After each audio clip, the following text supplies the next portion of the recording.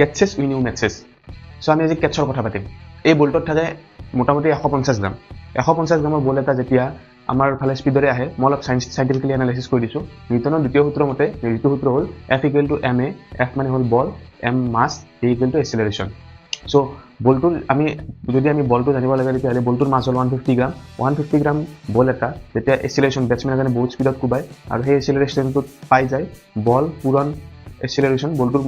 বল বহুত বেছি হৈ যায় আৰু সেই বলটো যেতিয়া এজনে ধৰে তেতিয়া বলটো কি কৰে ধৰোতে অলপমান আমি এনেকে হাতখন পিছুৱাই নিব লাগে নহলে কি হয় গোটেই ফোৰ্সটো আমাৰ হাতত পৰে আৰু আমাৰ হাতত ইনজুৰি হোৱাৰ চান্স থাকে আৰু আমি যদি এনেকে অলপ হাতখন পিছুৱাই নিব পাৰো তেতিয়াহলে আমাৰ কি হয় আমি ফোৰ্সটো লাহে লাহে মোমেন্টামটো আমি লাহে লাহে মিনিমাইজ কৰি দিওঁ আৰু যিটোৰ কাৰণে বলটো ধৰাত ইজি হৈ যায় আপোনালোকে দেখিব যিবিলাক সিনিয়ৰ প্লেয়াৰ আছে বা প্ৰো প্লেয়াৰ আছে যিবিলাক ইন্টাৰনেশ্যনেল খেলা খেলে তেওঁলোকে বলটো ধৰি এনেকে পিছুৱাই লৈ যায় কিছুমান বল ইনষ্টেন্টলি এনেকে ধৰি লয় যিটো বল আমি ধৰাত